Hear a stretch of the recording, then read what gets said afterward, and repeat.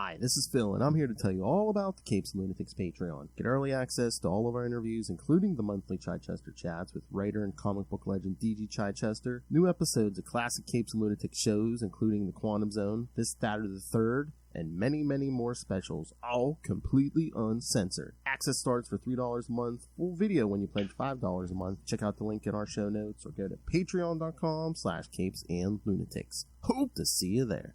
This is Jeremy Adams, and you're listening to the Capes and Lunatics podcast. The blackest night falls from the skies. The darkness grows as all light dies. We crave your hearts and your demise. By my black hand, the dead shall rise. All right, kids. We told you it was coming. It's here, finally. Welcome back to Sector 2814 for the next 3 months, the Black Lantern podcast. And Happy New Year, if you're listening to this on the podcast. Yes, when this hits the podcast, it'll be the first of the year. So yes, happy 2024. If it's your first time, I am Phil. Joining me, as always, master of all cores, it is. I am Will. Hey, everyone. So yes, this is week 1 of our 13-week journey covering every single part of Blackest Night. The crossovers, the miniseries, all of it. And so Phil and I were chatting before we started, and if you've never joined us before, Phil and I both dearly love Marvel's Quasar, and the title of issue 23, which is part of his good old Cosmos and Collision, the great Cosmos and Collision story, which is better than Infinity Gauntlet, is titled "Long Day's Journey into Death," and that's the road we're taking right now. That's right. You know what I was thinking? 13 weeks sounds a lot, but if we did go by the old Quantum Zone model and do one issue an episode, this would be all year. You know that, right? It would be all of 2024. It would be all of 2024 and over half of 2025. Because are there like 80 total issues? Is there 80? Because I thought we covered. I was gonna say. I was going by four. Yeah, it would be more. Oh. I was going by 4 issues, but some of these episodes think they have more than 4 issues. So yeah. So it'd be over a year of Blackest Night. So kids, find your black rings and get ready, because the dead shall rise. That's right. All right. Before we get into this, did you catch up on Quantum Leap yet? Yes, I did. So what do you think? Ben keeps running into the same woman. I know, and they heard that no, she's not another leaper, blah blah blah, I don't know. There's something more going on there. I guess we will see. Yeah. In the back half, which actually, when this is airing, it is next year, so the series should be picking up again soon. Shortly. Yes. Mm-hmm. And remember earlier in the season when what's his face got the chip for Ziggy Mm-hmm. And it was sending information to some mysterious boss or whatever. I'm like, that's probably going to come back great. I'm like, is Madison's fiance all he appears to be, or is he the big mastermind, or is he working for the big mastermind? And so excellent observations. My thought is, where is Hannah, right? Because she was, of course, this was 49 that she was alive, so she was probably born in 30. Oh, she might be an old woman by oh, yeah. She's still alive. Maybe she wants to know where Ben is, right? But I have a thought, and I don't know. This is awful spoilery, so if you want to hear it, great. But again, we have no inside knowledge. We have no inside knowledge. This is just speculation, yes. Yeah. So, Addison's new soon-to-be husband, that's a spoiler. Yeah. Well, he did. She found the ring. He didn't propose, remember? Oh, that's right, yeah. He lost his wife, and my gut says that at some point Ben is going to do something that means that his wife didn't die. So he's not a good guy. He's not a bad guy. Maybe he is a really good guy, but to get them back together, right? That's kind of part of the core of this show, is them being together. Mm-hmm. how do you break that up, right? You save his wife, right? So they never get together. Okay, yeah. Which I'm really curious to see how that would affect the timeline. Yeah, I mean, yeah. I was thinking too. Okay, look, Ben is in 1949. Now he's in 1960 or something like that. Why doesn't he send a cable? This is the 60s, right? Telegram to an attorney and say, "Hey, I need you to deliver this letter 2 days after I disappeared." Like Sam Beckett did, yeah. Exactly, so that they know that I'm not dead and she won't go out and find another guy and they won't bury me and the project will still be okay. But then he's changing his own past, which is weird, and changing the past of the people, but Sam did it at the end of the series too, when he made it so that but does that Al's wife didn't believe it. But does that create kind of a temporal anomaly, though? Because it's like he's sending the thing from the past, and if he sends it so he doesn't leap, then how does he send the letter if he doesn't leap?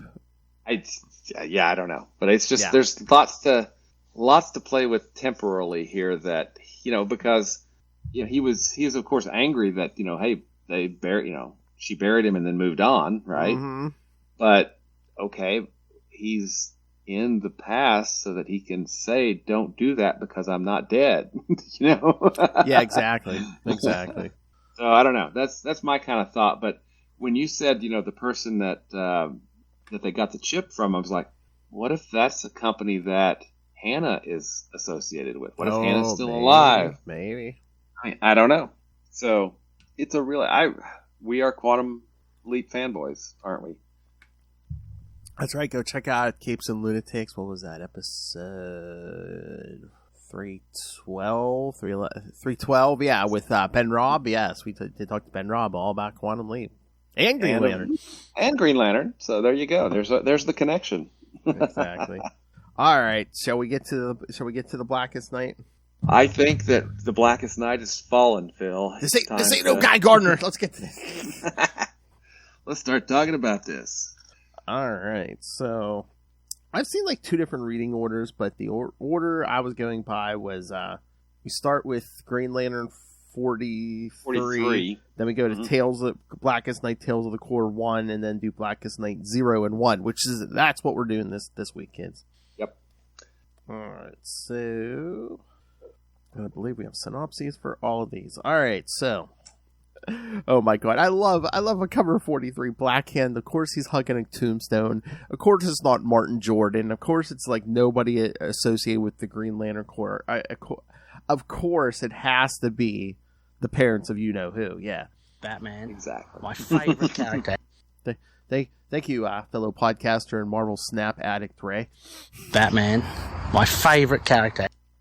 All right. Green Lantern, Volume 4, number 43, September 2009, Tale of the Black Lantern. Writer Jeff Johns, penciler Doug Mank, inker Christian Alamy, colorist Randy Mayer, letterer Rob Lee, and editor Eddie Berganza. On Oa, Scar looks through the Book of the Black. She has been alive for billions of years, but has not died like other things have. Like the rest of the Guardians of the Universe, she knows that if the emotional electromagnetic spectrum is harnessed, it will herald the Blackest Night, a darkness that will consume the entire universe and all light and life. But unlike the other Guardians, she knows the name of the darkness, and she worships it.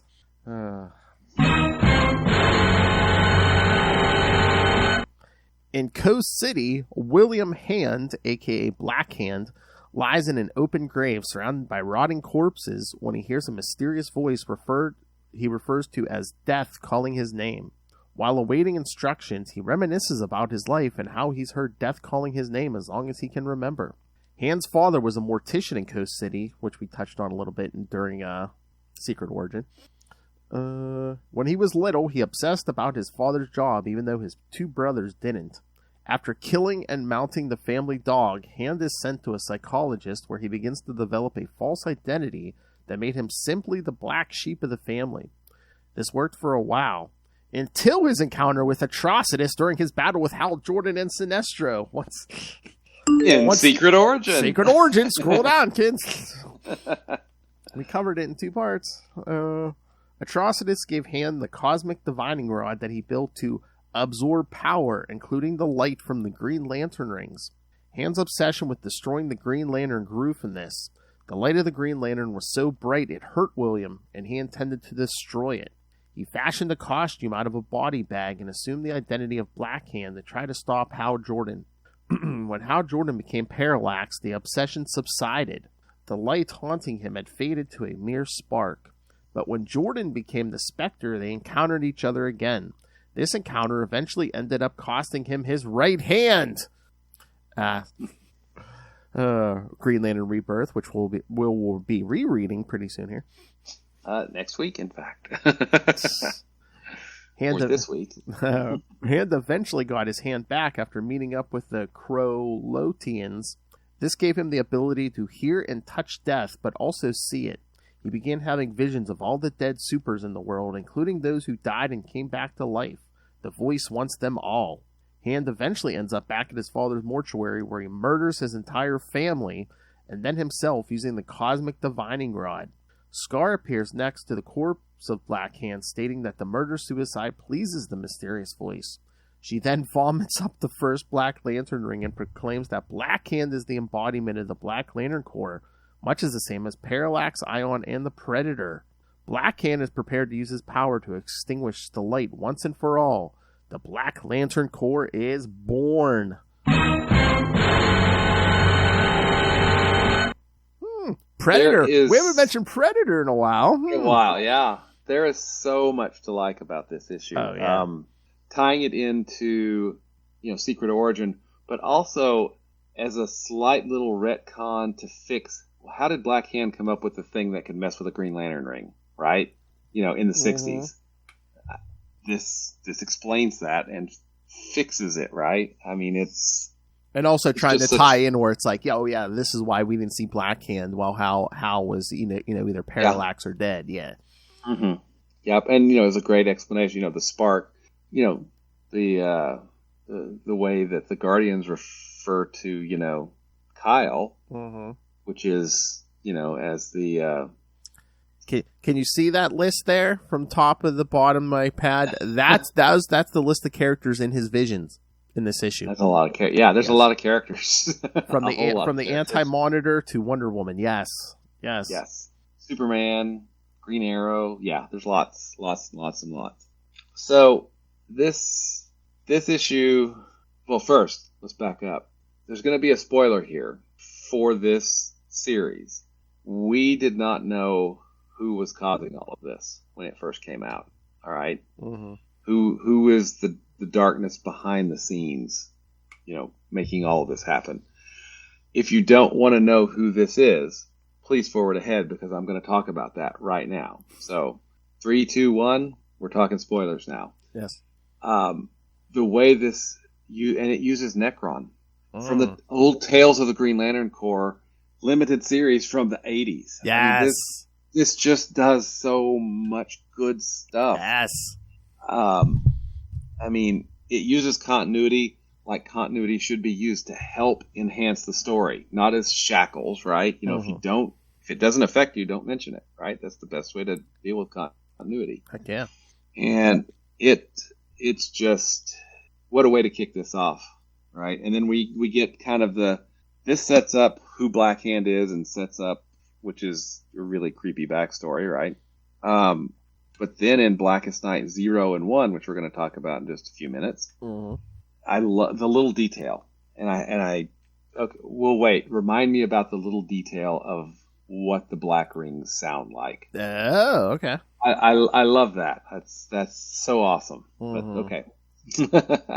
So what did you think of this issue, Phil? No, I liked it. I mean, it was set up, and it was very good. Again, you got tying up so many things, just with Black Hand and stuff, and tied in, where that device he has comes from, and where was he during the Kyle Rayner era, or why he wasn't around. Yeah. Mm-hmm. Oh, and did you know, William, that this is the first issue of this volume of Green Lantern that has not featured a non-flashback speaking role for Green. There was no actual Green Lantern in present day in this issue. I did not know that. That's right. Mhm. There was not. This was all setting up Black Hand for Blackest Night. It's the first time they did that this volume, so I know it's big, kids. Oh, jeez. Yeah. All right. So, any other thoughts on this, or should we get to the tales of the? Let's get to the tales. So, wait, before we do, this issue was found in this hardcover. No. Blackest Night Green Lantern. It's also in the Blackest Night Omnibus, which is right there. And of course, there's lots of trades, so you can. Blackest Night is easily accessible. Yes. You've got all the issues in DC Infinite. Yes. Right. Yes. Yep. So far, yep. Everything's on DC Universe Infinite. Yep. So definitely easy enough to find and easy enough to read, and certainly worth it. I was gonna say they're not that old. You could probably, even if you really wanted, probably find them in floppies too. Yeah, exactly. So yeah, kids, yeah, hunt them down. It's easy enough. All right. So the next one, Blackest Night: Tales of the Core, #1, from September 2009. Oh, yeah. Ooh, hardcover. We got The only thing. we get it. The only thing. Go ahead. Yeah. The only thing I don't like about this is it doesn't necessarily collect the issues in order.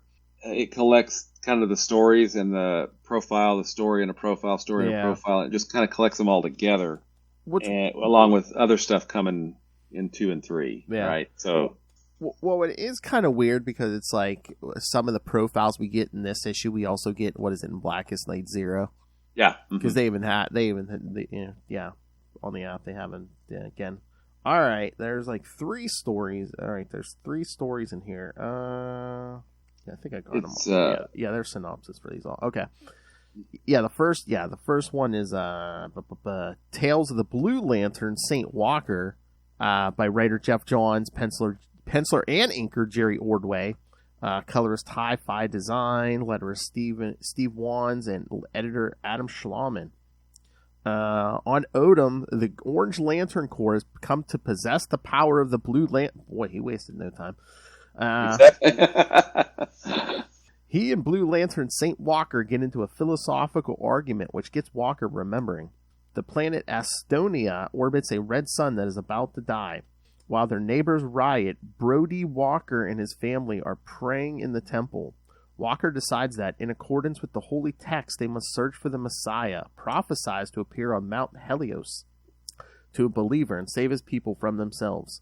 The family's faith is not as strong, but they believe in him, so they set out. Although the mountain has never been climbed in their history, the family finds a bridge. The family dies one by one and falls in raging streams by poisonous plants, but Walker perseveres, reaching the top of the mountain where he finds nothing but a smooth-sided monolith. Walker rages against the heavens and it starts to rain. But by the light of the lightning, Brody sees himself reflected in the monolith. Inspired by this, Walker goes back down the mountain into the riot and preaches. He preaches all day and all night, and slowly he gets the crowd to stop. Suddenly, the sun de-ages, turning blue. Out of the sun comes a blue lantern ring, which selects Brody Walker of Astoria for his ability to instill hope. Now Brody fights to save Odom from the clutching grasp of the Orange Lantern Corps, because there is one thing the world can never take from him: hope. So, yeah, he's a believer. All will be well. Mm-hmm. And we get a profile page at the end of that as yes, well. yeah, well, yeah, we get profile pages on all these cores, yeah. Mm-hmm. So, yeah, what do you think? I mean, yeah, St. Walker's a believer no matter what. Yeah, that's pretty harsh. I mean, his whole family dies. Mm-hmm. It was hard to remain hopeful in that, but... I mean, is that supposed to show that, like, nothing can really, like, shake his faith in, like, I don't know, either, like, an afterlife or hope in general, or... Yeah, I think so. I mean, but the story is really his story, and the bookends around it, you know, those are the battle on Odom, Mm-hmm. for, you know, with Larfleeze and his, you know, the Orange Lantern Corps as well. So, I'm sure we'll find out more about that as the Blackest Night continues to fall, right? Oh, yeah. All right, you ready for the next story? You bet. All right, this time, Tales of the Sinestro Corps, Mongul, For Your Love. Jeez. Writer Peter Tomasi, our Green Lantern core writer, penciler Chris Samney, colorist John Calise, letterer Sal Cipriano, and editor Adam Schlauman again. All right. I'm going to scroll down. All right. Many years ago, young Mongul sees his father go off on his adventures. He never explains where he goes to young Mongul or his sister. When he goes, young Mongul wears his father's costume and journeys into the city, where he watches recordings of his father's battles with the villains of Earth: Superman, Batman, Wonder Woman, Flash, and Green Lantern. Batman, my favorite character. Playing as a great warrior, he dresses up a bunch of skeletons as the Justice League and fights them. His play is interrupted by a crashing spaceship whose puny passengers beg young Mongul for assistance. He kills one of them and forces the rest of them to build a statue of him before dressing up like the Justice League and sparring with him. However, one of them hurts him, and he responds with lethal force. Suddenly, his father arrives. He kills all the aliens and breaks the statue. However, young Mongul reassembles the statue and moves the corpse so they appear to be bowing to him. He is content for now. That wacky Mongul family. Yeah. What a sitcom, right? That would make. Yeah. So, yeah. What do you think of that? Mongul's just Mongoling. It's just Mongul is Mongoling. You're right. Mongul. And I love the profile page of the Sinestro Corps. I mean, that's nice. Oh yeah. They're really going out of their way. Because, like I said, we get profile pages. We're going to get them in Blackest Night 0 too. So. Yep. It's like they really want you to know who the players before we, really kick this thing into high gear. Yep, absolutely. All right, now should we get to the Indigo tribe? You bet. Who we really haven't got much about yet. And we really don't get much in this one. No, I know. Just another little tease. I know. Tales of the Indigo tribe. Writer Jeff Johns. Penciler Rags Morales, colorist Nye Ruffino, letterer Steve Wands, and editor Adam Schlauman again. All right. On a desert planet, the Indigo tribe observes the aftermath of a battle between the local Green Lantern and the local Sinestro. They comfort the dying Green Lantern, but his ring cannot translate the speech of their leader. As the leader puts her hand on the Green Lantern's chest, her lantern recognizes the power as will, and she is able to use the last of his power. The Sinestro Corpsman gets up and attacks her, but she repeats her trick. Her lantern identifies the power as fear, and she creates an image of a great monster that chases the Sinestro away. All right, Will, thoughts on this little tease? Knock on death's door. No, I think maybe it was a letter column in Green Lantern. They released a way to translate. I think they did. I'm going to have to look that up. So I'll do that as we move on to the next. I'll do that while you're reading the next synopsis. But because it wouldn't surprise me because we've had Kryptonian translations before and. Mm-hmm. So at this point, we know nothing about the Indigo tribe. Yeah. But what was just revealed is that they can use multiple emotional spectrum power. So we got they're kind of will and fear. Yeah, they're kind of like Blue Lanterns. Like their energy kind of interacts with the with other. Yeah. Yeah, it's and we won't find out more about them until later during the Blackest Night. Mm-hmm. Oh yeah, they're definitely trying to get your attention with this. Yeah. Mm-hmm. Their leaders only known as Indigo 1.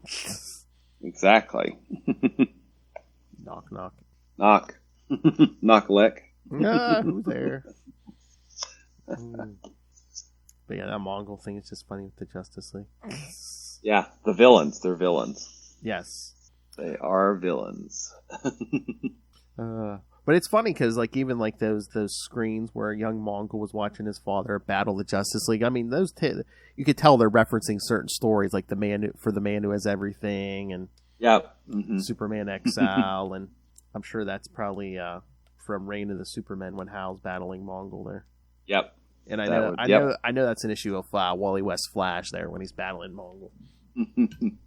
So I do like that. Nice little touches like that. That's cool. Yeah. When we remember what came before. All right. Ah. All right, William, should we be ready to get into the main book?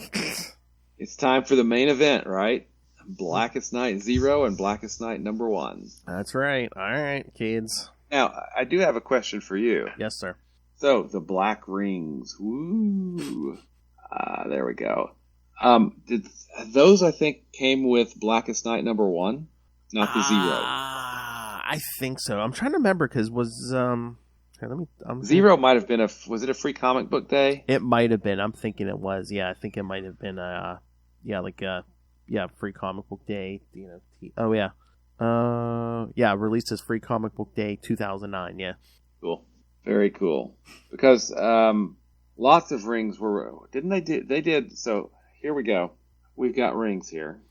Let's see. Yeah. Black. Brightest Day comes later. Shh, that's a spoiler. But we have all 7 of the emotional spectrum.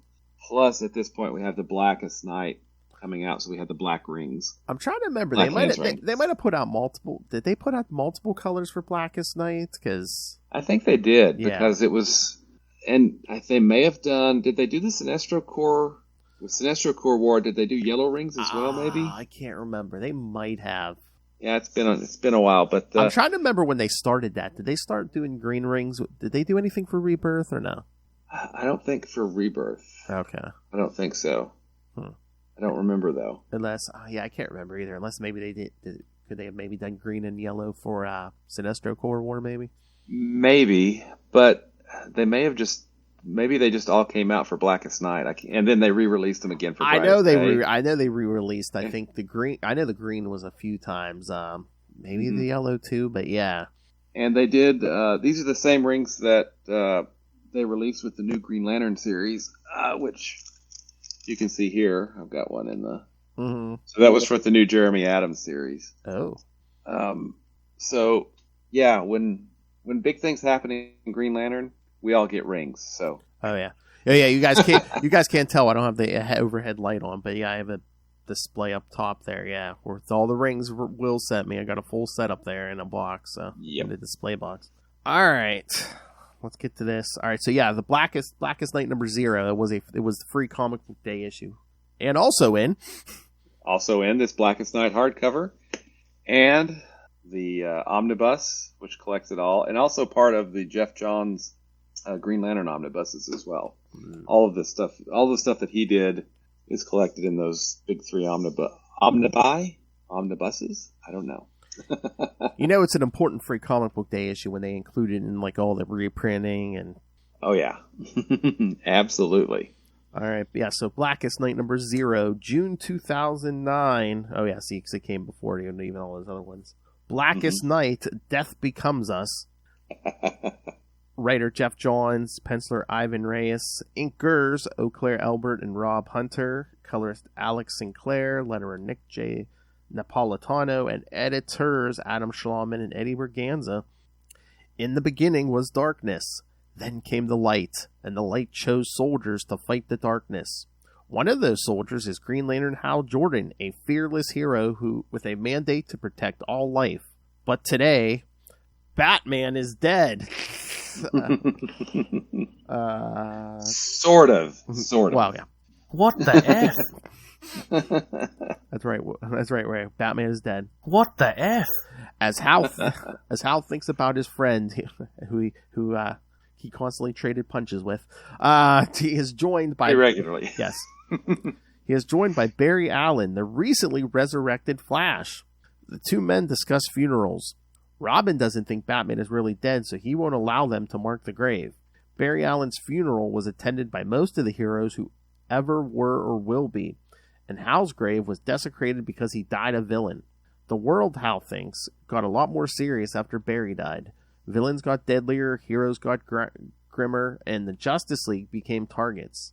Aquaman and Martian Manhunter are dead. Barry points out that both of them have returned from death along with Superman and Green Arrow. Hal responds that his father and Barry's mother both died when the heroes were young and never came back. Barry tries to hold out hope. Their friends have cheated death before, and if any man can cheat the Reaper, it is And if any man could cheat the Reaper, it is Batman, my favorite character. As the heroes leave, a man is in shadows surveys the cemetery. It contains Thomas and Martha Wayne, of course, Ralph and Sue Dibney, Ronnie Raymond, but this man seeks someone else. As the scarred Guardian watches from the shadows with malevolent glee, the man digs into Batman's grave and pulls out his skull. He is Black Hand, and by his black hand, the dead will rise. And once again, the Blackest Night has begun. Indeed.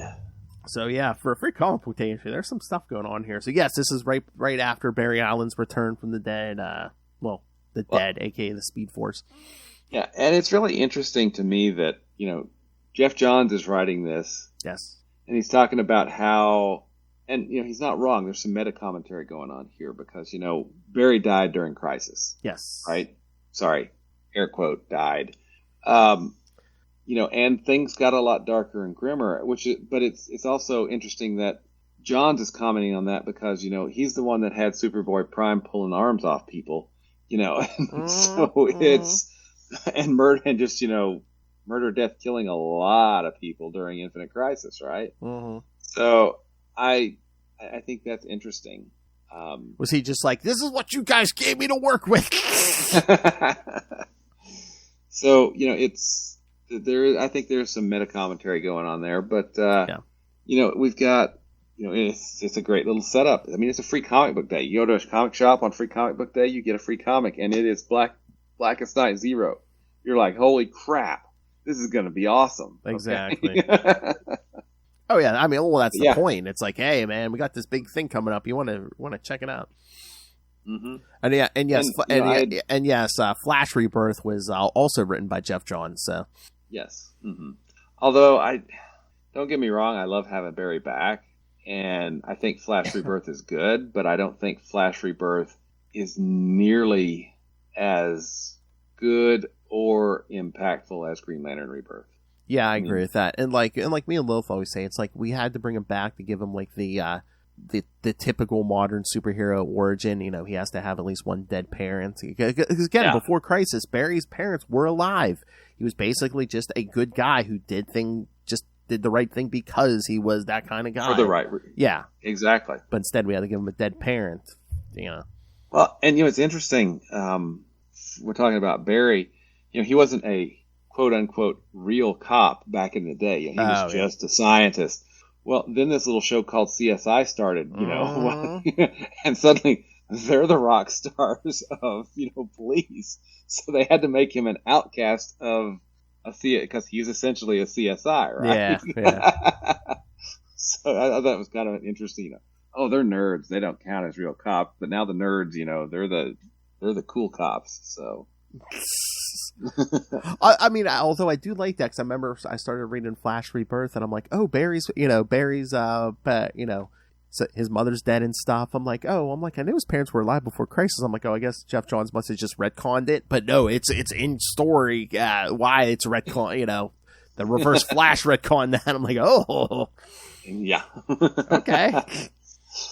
At least it wasn't just someone changing history for his. It was Jeff Johns made it a story point. I was like, okay, not just somebody punching a wall.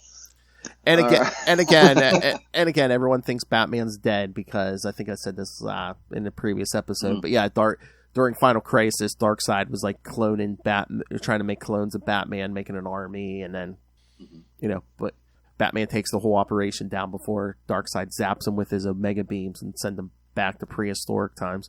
Mm-hmm. So, and then he ends up skipping through time. Oh yeah, he starts quantum leaping forward. Yeah. Because there was a whole mini series, where he started off in prehistoric times. It's like he was a pirate at one point. He was like, I forget all where pirates. He went, but, Pirates cool. Sorry. Oh yeah. But, Princess Bride quote. Remember, murdered by pirates is cool. Sorry. I mean. Yeah. Pirates are always cool. Pirates aren't. So yeah, but most of the world thinks he's dead because Superman picks up this clone body, checks its DNA, and says, "Oh, it's Bruce Wayne," and Mm-hmm. Then it's like, oh, Dick Grayson has become Batman. Yeah, so we did Final Crisis, Rage of the Red Lanterns. Yes. So that was one of the crossovers. That was part of the Rage of the Red Lanterns arc. Yeah. We should probably kind of swing back around and maybe take a look at Final Crisis one of these days, because Yeah, it was the first really big Crisis level event that the Green Lanterns, were an integral part of, I think. I mean, they were in Infinite Crisis, but then Final Crisis, is of course by Grant Morrison, so there's all kinds of other stuff going on. So maybe that's something we can look at, when the sun rises and it's no longer a Blackest Night. Maybe an anniversary episode, eh? Maybe. Perhaps. Maybe something divisible by 100? Good plan. Let's see, what else? So... And then Black Hand, just, messing with everyone's dead relatives. Oh, yeah. Is this the one, or is it the next one where we just see 20 million people like, this one, rise, this one, rise, this one, rise? Yeah. Because the rings hit Oa, which has the catacombs, right? And I think we see at the end of number 1, Katmatui, among others. Oh, yeah. Yep, there she is up in the middle there. Yep. There she is. Where Jon Stewart usually is. Yep. See what I got. Jade in Kyle's spot, yeah. Yeah, and then Hal's in Hal's spot. Yeah, because every core wants Hal. That's right. Pretty much. He's worn the ring of blue, or he's worn a blue and orange ring so far. Yeah, I don't know that he's ever worn a Star Sapphire. I don't know. But yeah, they're all making their plays. Has he worn a yellow yet? Yeah, he did during Sinestro Pearl War. Yeah. So see, oh yeah, and we get all the core profiles again in number 0. Mm-hmm. I mean, what a great 0 issue. Oh yeah. I mean, it kind of propels things along just a little bit, leaves you wanting more, and then it gives you all this great info dump of, hey, this is where things stand, so that you can understand it when it comes out, the next month, basically. Mm-hmm. Oh yeah, and just of course the great art in this. Oh yeah, we're free. Even that cover, I mean, just. Oh yeah, I love that cover. It's awesome. But oh yeah, just all this interior art.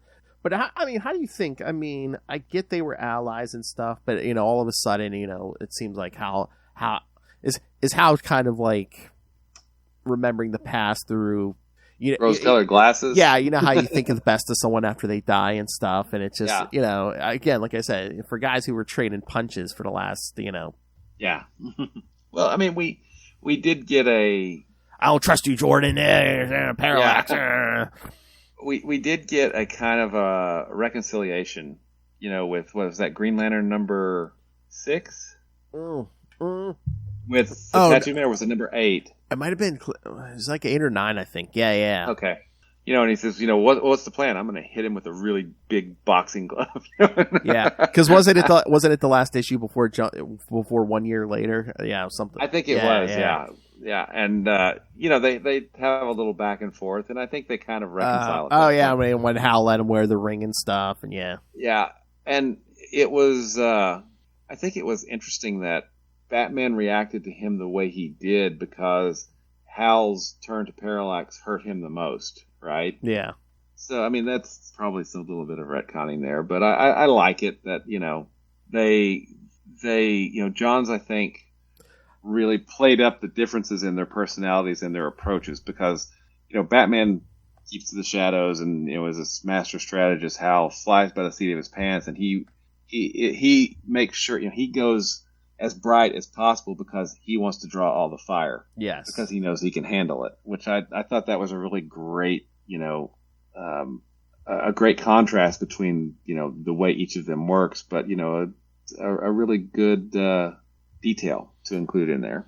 And again, in the era of Bat God and stuff, I think, Batman's always prides himself on being prepared for anything. And I think, he didn't see the Parallax thing coming. Yeah, exactly. Mm-hmm. But yeah, that is the best, the contrast that Jeff John throws in there with the, Batman sticks to the dark. Yeah, Mm-hmm. Yep, I thought that was a really good issue, and we just kind of continue that relationship now that Batman is quote unquote dead. Mm-hmm. Air quotes. Oh yeah, did you get is this in any of the collections? The letter from Jeff Johns in there? I don't know. 4 years ago, maybe. I think I've read that. Because he talks about how 4 years ago, he was tasked with, the whole Green Lantern rebirth thing and recharging the Green Lantern Corps and everything, and blah, blah, blah, blah, blah. And then he's like, now this is like the next level, Yeah, I'm not sure. I've read it somewhere, so I'm sure it's collected in one of the various collections that I have of this. Okay. So I was saying, I know it's in the floppy. It is on the app. They actually do include that, yeah. But yeah, to basically just say, Green Lantern Rebirth was step 1, then Sinestro Corps was like step 2, now Blackest Night is the big step 3. Oh yeah, absolutely. Mm-hmm. But yeah, it ends with, this July the dead will rise in more ways than one. And again, every time we come up to this, I just have to say, I don't know if it was Jeff Johns. I don't know who came up with the idea to resurrect canceled series. Yes. As part of this, but it's freaking brilliant. And I salute them. That is genius. It truly is genius. And we're gonna get to them all, kids. That's right. All right. We really want to kick this in and get the Blackest Night #1? Let's do it, man. All right. Just want to make sure I had the issue open. All right. Oh, that cover with the all the rings flying out of the skull head. Oh yeah, that's #1. All right, Blackest Night #1. Oh man, of course there was a bunch of variants. September 2009. Is there a title to this thing? Oh, just Blackest Night, I guess. Yeah. Writer Jeff Johns, penciler Ivan Reyes, inker Eau Claire Albert, colorist Alex Sinclair, letterer Nick J. Napolitano, and editors Eddie Berganza and Adam Schlauman. All right, kids, strap in. Here's the biggest synopsis yet. In Gotham City, Black Hand languishes with Bruce Wayne's skull, talking to it, insisting that it will play a vital part in the events to come. In Sector 666, the Black Lantern Central Power Battery expels a large quantity of rings into the sky. Green Lantern Hal Jordan and the other members of the Green Lantern Corps are parading in Coast City on the anniversary of the day Superman was killed by Doomsday, which has become a national holiday for remembering fallen heroes. They are also remembering the millions of people who died when Mongul and Cyborg Superman incinerated Coast City a number of years ago. Scroll way down, kids. Hal Jordan also remembers the death of his father, Martin Jordan, and his predecessor, Aubin Sur. The death of John Stewart's wife, Katma Tui, and his accidental involvement... Okay, kids. Take a drink. And his accidental involvement in the destruction of Xanshi. There we go again. Mm-hmm. Take a drink. The death of Kyle Rayner's girlfriend, Alex DeWitt, and the death of Jade. He also recalls the death of Guy Gardner's girlfriend, Ice, although she was later brought back to life, and they have resumed dating. What's worse, dying or dating Guy Gardner?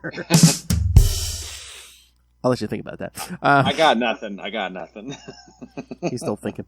All across the world, heroes and villains alike pay tribute to the dead. In Smallville, Superman and Superboy in their civilian identities with Martha mourn the recent death of Jonathan Kent. In Pittsburgh, Professor Stein, Jason Rausch, and Jihanna are at the grave of the original Firestorm who died several years ago, meaning Ronnie Raymond.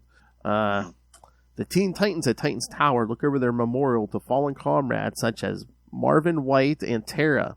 Kid Flash talks to Wonder Girl about his recent death and resurrection. At a hidden location in Central City, the Rogues visit their secret graveyard in honor of the deceased Captain Boomerang and the original Mirror Master. The old members of the Justice League International visit the grave of Blue Beetle. The Justice Society of America honors Jade, Dr. Midnight, Sandman, Mr. Terrific, Dr. Fate, the Atom, Commander Steel, Phantom Lady, Black Condor, the Crimson Avenger, and Human Bomb. Near the Curry Lighthouse, Mira and Aqualad overlook the grave of the first Aquaman. While Alfred Pennyworth attempts to visit the grave of Batman in Gotham City, he is horrified to find it completely defiled, with Bruce's skull missing. What the F? After the Remembrance Parade, Hal meets up with the Flash at the Hall of Justice, and they look over the Justice League's morgue, which has been set up for special cases and largely consists of supervillains. They keep the bodies protected since Nightwing, and we did cover this on Nightwing News, kids, uncovered a superhuman corpse harvesting conspiracy. The only ones unaccounted for are the dead rogues who have their private cemetery that Wally West and Jay Garrick have yet to find. Barry Allen is curious as to who else died while he was trapped in the Speed Force, and Hal shows him the large number of heroic casualties through a display using his ring. Barry is shocked to see Ronnie among them, but he is particularly horrified by the deaths of both Ralph and Sue Dibney. They then receive a call... As was I. Oh, Barry. yeah. As was I. Oh, my God. Maybe the hardest one to swallow, Identity Crisis.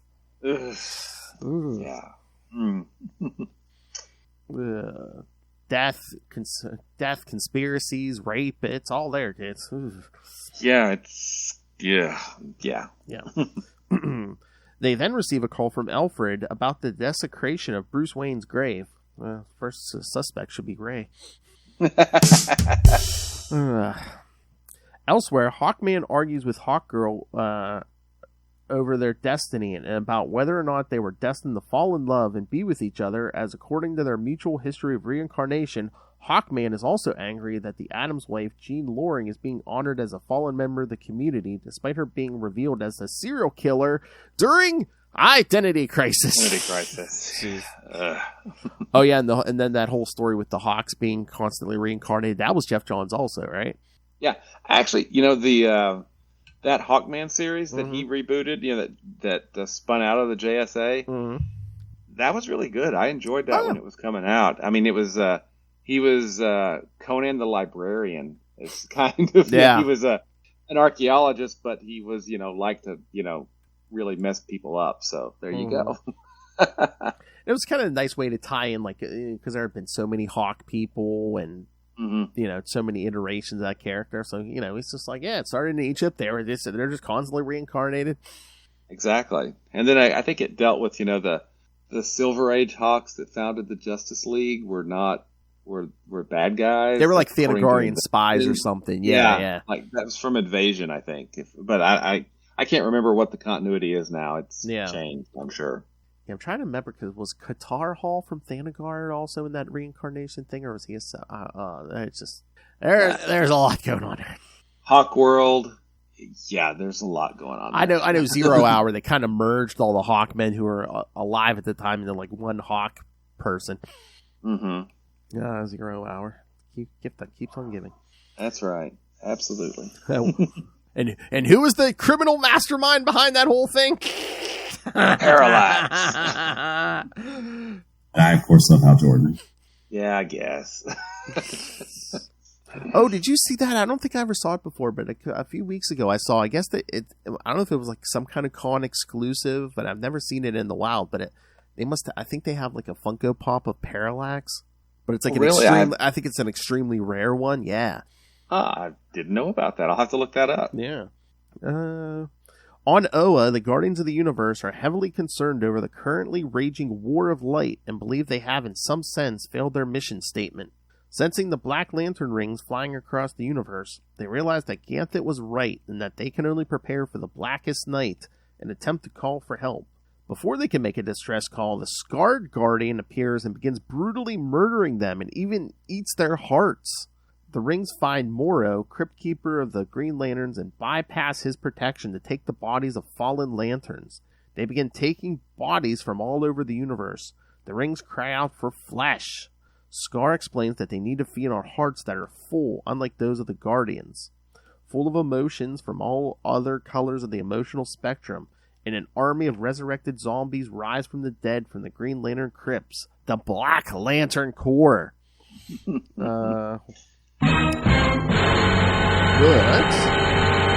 At Gotham City, Hal and Barry arrive only to be confronted by the undead Martian Manhunter, now a Black Lantern who tells them they should both be dead. At St. Roque, Hawkman and Hawkgirl continue to argue, then and they reach a breaking point of emotions as Hawkgirl was finally about to admit her true feelings. The two of them are ambushed and brutally murdered by two Black Lanterns, the Elongated Man and Sue Dibney. Dying from a spear wound to the chest, Hawkgirl was barely able to tell Hawkman that she loves him on her deathbed as he has been beaten to a pulp with his own mace by Ralph. As Hawkman swears to kill his assailants, his beating heart is ripped out by the Elongated Man while Sue takes Hawkgirl's. Their rings then absorb the hearts, giving both rings 0.01% for each heart. Blackhand arrives and gives the two corpses each a ring of their own, commanding them to rise. Boy, is the universe too dark, Jeff Johns? I don't know. Yeah. First off, Scar going after the Guardians. What the heck, man? I know, man. I love it. It's like, oh, there's no emotions in this heart, in these hearts. What the F? Yeah, exactly. Second, I love that the sound that the black rings make is the sound of flies buzzing. Oh, yeah. That is just such a great little detail to include in there. I mean, it's awesome. Like flies swarming over a dead body. Yeah. Exactly. And, we get... then the other thing that I think is really cool, Johns puts a ticking clock kind of on this series, right? Mm-hmm. In the form of, hey, those rings are starting to get charged up. Uh-oh. What does that mean? What happens when they reach 100%? Right? We will find out, gentle readers. We shall find out. But I love in that crypt they even have like, of course he does his homework, and Jeff Johns wrote Infinite Crisis, but you even see like Alexander Luthor for Earth 3, and yeah, Azrael, all these I'm just scrolling about all the deaths they either talked about or showed people getting resurrected. I'm still scrolling. There's a lot. Mm-hmm. There's a lot. Oh wait, did Cal really want to mention that Adara, remember that Green Lantern who stole his ring in issue 56 and then killed herself or whatever? Oh, she's mentioned in this? She's on the list, so I'm like, did she get mentioned? Well, but she was originally a Green Lantern. Yeah. And then the ring didn't work for her, so then she wasn't in that crypt, was she? I don't know. I wonder if they, once the core was brought back up, I wonder if they went out and found, all the previous Green Lanterns and buried them where they should be. I assume maybe they did that. They had one crypt keeper, and both. Of course, they sent two people. Scar sent two of them to find, the Anti-Monitor's remains. So maybe they could have. I mean, there was only 3,600 of them, right? Yeah, because there's another big list. I don't know if these are all the Green Lanterns that are supposedly resurrected. I mean, again, no one could see past Cat Matui because that was the shocking one, but. No, because Chip's on this list was run over by a truck during Mosaic. Yeah. Which is interesting because how could he be there? The planet was blown up. Mm-hmm. Was he buried on Oa? That's the thing. Maybe, did we ever say, or was he taken back to his home planet? It's like, yeah, maybe. I don't know. Well, shouldn't that apply to Kat Matui? Did we ever say where Kat Matui was buried? Well, she was murdered on Earth. I assumed that was kind of after the Guardians left. So. It was after the Guardians left because it was after Comics Weekly. I'm sorry, I didn't hear that, Phil. I don't think you said anything. I know. Oh, so maybe they brought her up to the crypt. Yeah, after Oa gets brought back. Yeah, and that actually kind of makes sense. I figured John would want her, because she was an excellent Green Lantern who got. That story of all the characters to bring back. Why can't we have Kat Matui back? Right? Mm-hmm. Oh my lord! Oh my god! I don't know if I even noticed this. The Flash lingers in the morgue on the corpse of Psycho Pirate, who's involved with his death during the Crisis on Infinite Earths. That's right. Yeah, that's some detail, man. Mm-hmm. Elongated Man reappears with all his fingers, despite it being torn off by Neuron during the course of 52. I'm willing to forgive that. That series. Oh, although 52, I think was good, but just the fact that they were able to pull it off. Oh, yeah. Weekly Talk book, about yeah. undertaking a weekly, 1 year comic a week. And they did it, and the quality was really, really good. It was. I think it's what I think it's originally what they wanted to. I'm sorry. I'm sure it's originally what they wanted to do with Action Comics Weekly, but they finally pulled it off. 20 some years later. Exactly. Oh yeah, I'm just looking at what. There were so many variant covers for this issue 1. Oh yeah. Might have been at least 9 variant covers for this thing. Textless ones, the 4th printing yellow cover, 2nd printing red cover. Okay, 2nd printing was red, 3rd printing was orange, 4th printing was yellow. I wonder where they got those colors from, I don't Phil. know. I don't know. There was a retailer incentive red cover. Yeah. All right, Will. Yeah. Oh yeah, and they did. Yeah, I'm looking at some of them right here. Oh yeah. Oh yeah. That was 1A and 1B. I just see 1A and 1B. I don't see the reprint covers. Yeah. I mean those covers with like Hal and everyone on the cover are cool, but I don't think anything gets your message across more than that main cover, just with this open mouth skull, which is black rings flying out of it, and one eye being the symbol. Yes. Yeah, it's pretty darn awesome. Yeah, this is. I had forgotten how good this is, and I'm glad that we're getting to read it again because. Oh yeah, it's been a long time since I reread this. Yeah. Yeah, I haven't read it since it came out, and I'd forgotten, how I remembered kind of Barry and Hal being in a cemetery, and Batman's skull. But other than that, I was like, I remember who the villain is. Spoilers, but I didn't remember how it kind of. I forgot the details about them needing to charge the black rings up. And so yeah, this is I'm excited. I might not have read this since it came out either, so I'm very interested to read this in order in bigger chunks. So because I was probably just reading as it was coming out, so which I still enjoyed it, but but I just didn't. I don't really remember it. It's not. Yeah.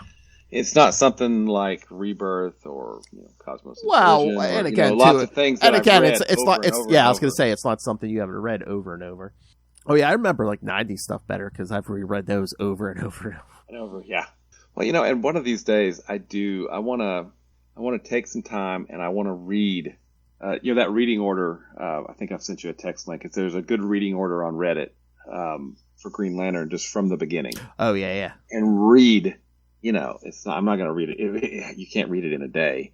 But read it over the course of several months and just read everything, even the.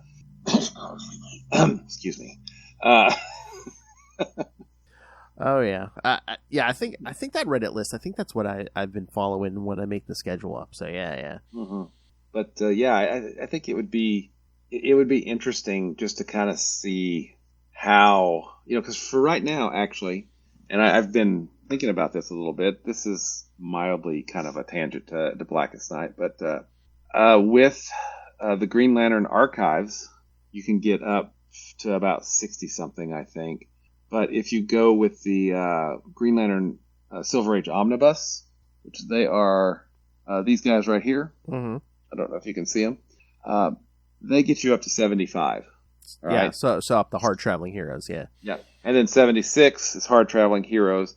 After Hard Traveling Heroes, the hardcover of, I think it's called... Space Traveling Heroes, Green Lantern Space Traveling Heroes. It goes from 90 up to about 106.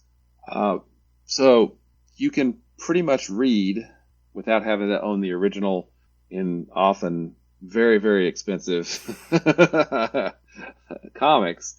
You can read, the first 106 issues of Green Lantern, plus I think the Hard Traveling Heroes Omnibus is coming out soon. And it's going to include those Flash issues as well, because for a time between Green Lantern 89 and Green Lantern 90, when the series was canceled, Green Lantern was a backup story in Flash. And they collect all of those inside, I think, this omnibus. So you get from 76 to 89 plus the Flash issues. So it's very possible to read, almost the first, probably the first 12, 13, 14 years of Green Lantern just in collected format, which I think is pretty cool. I mean, it's not you young whippersnappers. It's not like today where, we've got multiple collections of, for instance, The Blackest Night or of Green Lantern. Jeff Johns' Green Lantern Omnibus gets his run from Rebirth up. We've got the hardcovers, which are up there behind me. We've got, trades of all this stuff. So it's great that these stories are still in print, but, it'd be nice to be able to read Green Lantern as a whole by having all of those stories in print. And I think you and I have talked a little bit about this before, but for the longest time, Green Lantern was only like a 12 or 16 page story because it always had for most of its run post 100, it had a backup story. It was Adam Strange or something else, right? Or even it makes more sense when it's Tales of the Green Lantern Corps later on. But, I think that really kind of hurt because most stories at this point were multi-issue stories, multi-22 page or, 24 page stories. And, Green Lantern was pretty much half that, right? And I really think that hurt the title during, the 70s and the 80s, at least in my opinion. But, okay, Tangent has come back now. The Tangent Green Lantern. Sorry. Oh, yeah. But it is great to be able to read these stories in a collected format. It's one of the great things that have come about, while I've been reading comics in my lifetime, and it's wonderful. I love it. Oh yeah. Again, we see stuff come around, hopefully sometimes grave injustices get rectified. Yes. Mm-hmm. Cosmos in Collision hardcover. Excuse me. Sorry. Oh my! Reprint the whole series. Put the whole series on Marvel Unlimited. Omnibus. New Quasar. New Quasar. That's right.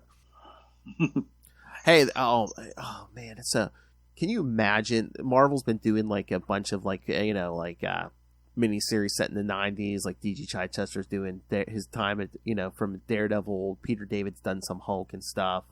Ron Mars is doing Silver Surfer and and did Captain Marvel. Yes. Can you imagine? Oh my God, if we still had Grunwald, he could have done a Quasar one. Oh. That would have been awesome. We need someone to pick that up. Yep. I don't know who would fill his boots up, but no, I don't think anybody could. It would have to be something different because nobody can do what he did. So it would have to be something new and different that would hopefully still be good, but not. It can't be like it was. It would have to be something different. Perhaps a student of all things Grunwald, maybe a new up and coming comic book writer. I would love to try. Oh my God. And I would love the backseat drive for you, my friend. I'm here for that. I am here for that. All right, William. Anything else? Nope. I just that I'm impressed. This is better than I remember it, and we've just got started, and we have just got started. Exactly. I'm looking forward to the rest of the Blackest Night. All right, so next week we're kind of going to do more of the same because we're next time we're going to do Blackest Night, Tales of the Corps 2 and 3. That's a 3-issue series. Green Lantern 44 and Blackest Night number 2. So another 4 issues. So of these same series. Cool. But then in 2 weeks, that's when we really get going because we'll do Blackest Night Batman number 1, Blackest Night Superman number 1, Blackest Night Titans number 1, Green Lantern Corps 39. We're finally going to get back to the Corps book. The Green Lantern Corps, right? Mm-hmm. And the first of the Resurrected series, Starman 81. Nice. A great series from was that late 90s, early 2000s that Starman ran? I think it was. Yeah, I think it started in late 90s. Yeah, because he was in Zero Hour because he had a Zero issue, right? Yeah. And remember, he showed up. He was talking to Cal during Hal's funeral. Remember? That's right. Yeah. So that series is that's just a classic series. That Starman series by was it James Robinson? I believe so. Yeah. And the art was I cannot remember his name. Dang it, I'll have to look that up. But yeah, it's great art for the series with great covers. It was one of the last series I think that Archie Goodwin edited. So yeah, it was awesome series.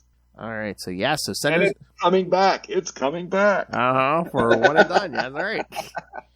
All right, everyone. So yeah, send us your thoughts because you want to win a Green Lantern prize pack. Send us feedback on Blackest Night. Oh, we're only asking you to do something fun. You can send a typed email. You can call our voicemail. You can send audio to our email. It doesn't matter. Send the feedback. Audio is the best because then we can just play it on the show. All right, so yeah, send us all your thoughts and win a Green Lantern prize pack. Email capesandlunatics@gmail.com or call the voicemail 614-382-2737. That's 614-38-CAPES. And remember, you can find all things Capes and Lunatics, episodes, social media, merchandise, the Patreon. Oh, you're going to love this. All right. The Patreon, where, as great as it's been, in 2024... Lilith Hellfire is going to be back in. More vicious and brutal than ever. So you want to subscribe? I got so many new Justin drops. I was like, that's the new Lilith drop. Yes. Subscribe to the Patreon. Get more Lilith Hellfire as she's more vicious and brutal than ever. All right. So find everything all in one place. That's tubespace.io/Capes and Lunatics Podcast Network. That's tubespace.io/Capes and Lunatics Podcast Network. I love it. All right, Mr. Will Allred. Justin and his drunken unboxing videos. All right, Mr. Will Allred, master of all cores, master of the Quantum Zone, as he's going to read all of these for the new year, and master of podcaster and Kickstarter. Kickstarter comics. My tongue just went dead. Where can people find you? You can find me at Walred. That's at Gmail and Facebook and Blue Sky and still X, although probably not for much longer, even though it's not Twitter anymore, but whatever. Probably on a few other social media things that I've set up and forgotten about. But if you'd like to check out some of the comics that I write, you can do that at Crossover Division. Ooh, thank you, sir. CrossoverDivision.com.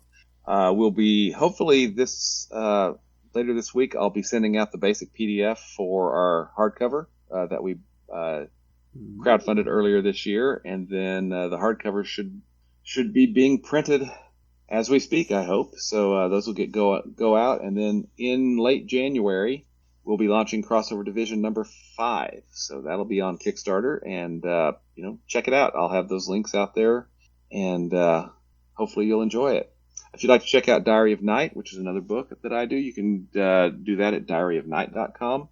And finally, you're listening to Phil and I here, so obviously you have great taste. Yes. That means you probably love Marvel's Quasar, which we may have mentioned once or twice or 100 times during this particular podcast. Oh, yeah. But if you'd like to find out more about Marvel's Quasar, you can do that at the Quantum Zone, quantumzone.org. Seems like I'm getting a package every other day. I am God. I hope it's going somewhere nice. Because they aren't even attempting to enter our orifices. Star Blast, man. Star Blast. And of course, kids never forget. I, of course, love Hal Jordan. Absolutely. All right, kids. Come back next time. Again, this was only the first week of 13 weeks of Blackest Night. Come back for week 2. Blackest Night Tales of the Core 2 and 3. Green Lantern 44, and Blackest Night number 2.